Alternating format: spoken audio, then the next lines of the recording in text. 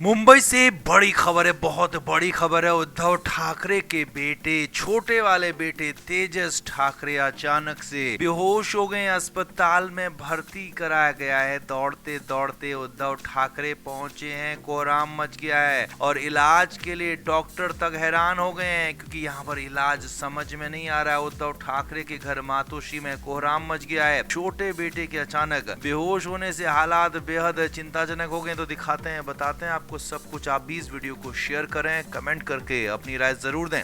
तो उद्धव ठाकरे इन दिनों बेहद परेशान वैसे ही चल रहे थे, क्योंकि उद्धव ठाकरे की पार्टी सियासी तौर पर पूरी तरह से ध्वस्त नजर आ रही है। दूसरी तरफ वहां एक तरफ तो ये था कि अजीत पवार के जाने के बाद और ज्यादा उनकी हालत खराब हो गई, क्योंकि अजीत पवार और शरद पवार की पार्टी का विलय होने जा रहा था और दोनों ही पार्टियां एक साथ आकर बड़ी हो सकती थी और उद्धव ठाकरे को भी इससे बल मिलता। लेकिन अब अजीत पवार के जाने के बाद सुनेत्रा पवार ने उधर पार्टी संभाली, तो इधर उद्धव ठाकरे के लिए मुश्किलें और बढ़ गई, क्योंकि उनके छोटे वाले बेटे तेजस ठाकरे, जो कि राजनीति से दूर ही रहते हैं, तो वो अचानक से बेहोश हो गए। जी हाँ, खबरें यही है कि अचानक उनकी हालत खराब हो गई। अस्पताल में भर्ती कराया गया है। मुंबई के ही अस्पताल HN रिलायंस फाउंडेशन अस्पताल में उन्हें भर्ती कराया गया, जहां इलाज उनका चल रहा है। और बड़ी खबर यह कि एक दिन से नहीं बल्कि 3 दिनों से उनका इलाज चल रहा है। और खबर तब बाहर आई जब उद्धव ठाकरे मिलने पहुंचे। जी हाँ, सुबह सुबह उद्धव ठाकरे मिलने पहुंचे, हालचाल लेने पहुंचे अस्पताल में। हालांकि अब थोड़ी सी बेहतर कंडीशन बताई जा रही है, लेकिन पहले डॉक्टर्स तक हैरान थे कि आखिर इलाज शुरू करें तो कहां से करें, क्योंकि खबर ये थी कि तेजस ठाकरे के सारे पैरामीटर्स ठीक नजर आ रहे थे, सारी चीजें ठीक नजर आ रही थी, लेकिन दिक्कत कहां थी वो समझ नहीं पा रहे थे। हालांकि कुछ सूत्रों का ये भी कहना है कि कुछ उनको पेट की समस्याएं पहले से थी, कुछ रेस्पिरेटरी डिजीज भी पहले से थी, लेकिन इस तरह की कंडीशन आ जाएगी कि अस्पताल में भर्ती करना पड़ेगा, बेहोश हो जाएंगे। ये बहुत हैरान करने वाली बात थी। यही नहीं, खबर यह है कि उद्धव ठाकरे के छोटे बेटे के अचानक बेहोश होने से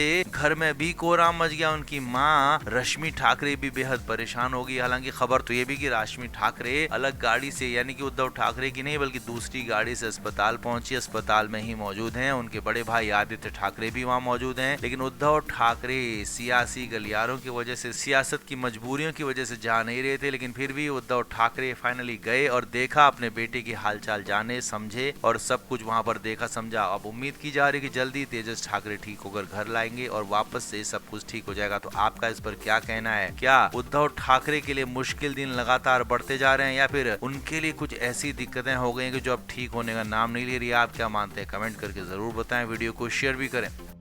तो महाराष्ट्र की राजनीति में एक बार फिर से ठाकरे परिवार के रिश्तों और गठबंधन की राजनीति को लेकर हलचल तेज है, क्योंकि यहाँ बवाल हो गया है, मवाल हुआ है चंद्रपुर नगर निगम में बीजेपी का मेयर बनाने के बाद। जी हाँ, उद्धव ठाकरे गुट ने यहाँ पर बीजेपी का मेयर बनने के लिए समर्थन दिया, बीजेपी को समर्थन दिया। जी हाँ, और इसके बाद ही बवाल हो गया, क्योंकि इसी बीच MNS के नेता संदीप देशपांडे ने गंभीर आरोप लगा दिया। पहले आपको बताते हैं कि संदीप देशपांडे हैं कौन। संदीप देशपांडे राज ठाकरे के राइट हैंड हैं, और या कहें कि संदीप देशपांडे वो इंसान हैं जो राज ठाकरे की भाषा बोलते हैं। यानी कि राज ठाकरे को अगर कोई बयान देना हो तो वो संदीप देशपांडे को बोलेंगे, और संदीप देशपांडे वो बाहर आकर मीडिया में बोलेंगे। यानी कि जो संदीप देशपांडे बोलते हैं वो राज ठाकरे के शब्द होते हैं। तो यहाँ पर संदीप देशपांडे ने उद्धव ठाकरे गुट पर बहुत बड़ा गंभीर आरोप लगाया और दावा किया है कि उद्धव ठाकरे गुट के पार्षदों ने बीजेपी को समर्थन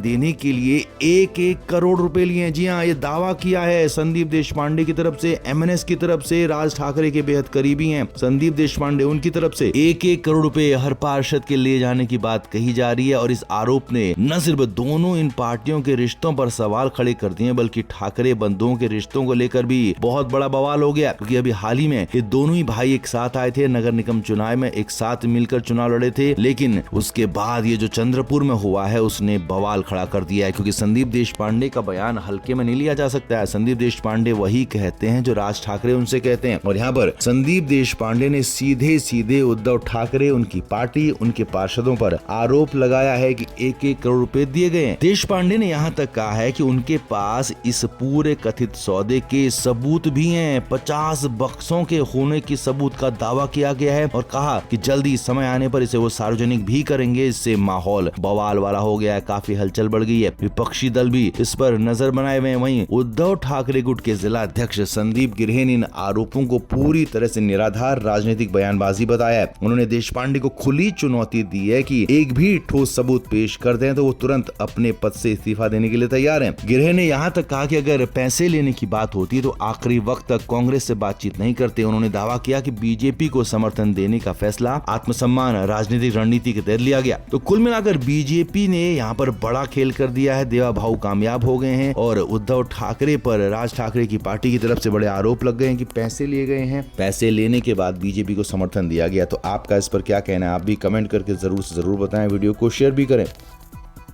तो उद्धव ठाकरे और शरद पवार सुनेत्रा पवार से मिलना चाहते थे। शरद पवार चाहते थे कि उनकी पार्टी का विलय हो जाए अजित पवार वाली एनसीपी, यानी कि जो कि अब सुनेत्रा पवार वाली एनसीपी है। शरद पवार ने खूब कोशिश की, अपनी बेटी सुप्रिया सुले को आगे किया, प्रफुल्ल पटेल से बात की, लेकिन खबर यही निकल कर आई है, कंफर्म खबर, कि अब सुनेत्रा पवार ने वीटो लगा दिया है कि शरद पवार की पार्टी के साथ कोई विलय नहीं होगा, यानी कि शरद पवार की पार्टी अलग ही रहेगी। शरद पवार की पार्टी के साथ कोई विलय नहीं होगा, कोई गठबंधन नहीं होगा। और सुनेत्रा ने साफ शब्दों में कह दिया है कि अब इस मामले पर आगे बात भी नहीं होगी। और यही नहीं, उद्धव ठाकरे भी मिलना चाहते थे, कुछ गलतफहमियां थी, उनको दूर करना चाहते थे, लेकिन सुनेत्रा पवार ने उद्धव ठाकरे से भी मिलने से इनकार कर दिया और सीधे पहुंच गए दिल्ली। अब देखिए दिल्ली में क्या हुआ। दिल्ली में प्रधानमंत्री नरेंद्र मोदी के साथ पहले मुलाकात हुई, जिसमें सुनेत्रा पवार के साथ साथ उनके दोनों बेटे भी मौजूद थे। तो साथ ही साथ सुनील तटकरे, प्रफुल्ल पटेल भी मौजूद थे। और यहाँ पर इस मीटिंग में तय किया गया कि अब आगे क्या करना है। हालांकि सुनेत्रा पवार बिल्कुल एक शार्प पॉलिटिशियन की तरह फूक फूक कर कदम आगे रख रही हैं। अभी उन्होंने राज्यसभा की सीट से इस्तीफा नहीं दिया है। हालांकि वो डिप्टी सीएम बन गई हैं, अब उनको विधायक का चुनाव लड़ना होगा। बारामती से वो लड़ेंगी, लगभग तय है। लेकिन अभी भी राज्यसभा का पद उन्होंने नहीं छोड़ा है, राज्यसभा सांसद का पद नहीं छोड़ा है। और वो अब चाहती है कि उनके बेटे को राज्यसभा का पद दिया जाए। जी हाँ, ये बड़ी खबर आपको बता रहे हैं। इसी को रिलेटेड यहाँ पर बात हुई सुनेत्रा पवार की दिल्ली में अमित शाह से, नरेंद्र मोदी से। पार्थ पवार को राज्यसभा भेजने के विकल्प पर यहाँ पर बातचीत हुई और उन्हें 6 साल के कार्यकाल की बातें की गई। यही नहीं, प्रधानमंत्री मोदी ने इस दौरान सार्थक बातें की। प्रधानमंत्री मोदी ने पूरा सपोर्ट देने की बात कही और साथ ही साथ अमित शाह से जो मुलाकात हुई, उस मुलाकात के बाद तो सुनेत्रा पवार काफी कॉन्फिडेंट नजर आई। अब हालांकि यहाँ पर एक धड़ा सुनेत्रा पवार के साथ ये भी था कि जो चाहता था कि शरद पवार के साथ पार्टी का गठबंधन हो जाए, शरद पवार के साथ पार्टी मिल जाए, जुल जाए। लेकिन यहाँ पर साफ साफ सुनेत्रा पवार के दिल्ली आने से तय हो गया कि अब वो नहीं मुलाकात करेंगी शरद पवार से और न ही उनकी पार्टी के साथ कोई गठबंधन होगा, कोई विलय होगा। यानी कि बड़ा फैसला हो गया है, बड़ा फैसला कंफर्म हो गया है कि अब कोई विलय नहीं होगा। और यहाँ पर अब जैसे ही सुनेत्रा पवार राज्यसभा की सीट से इस्तीफा देंगी तो उसके बाद उनके बेटे को राज्यसभा के लिए नॉमिनेट कर दिया जाएगा और इधर चुनाव के लिए भी ऐलान हो जाएगा महाराष्ट्र में बारामती में उपचुनाव के लिए। तो कुल मिलाकर सुनेत्रा पवार एक शार्प पॉलिटिशियन की तरह काम कर रही हैं और आगे बढ़ रही हैं और एक झटके में शरद पवार उद्धव ठाकरे की पॉलिटिक्स को ही खत्म कर दिया। तो आपका इस पर क्या कहना है? आप भी कमेंट करके जरूर से जरूर बताएं। वीडियो को शेयर भी करें। Flame media report.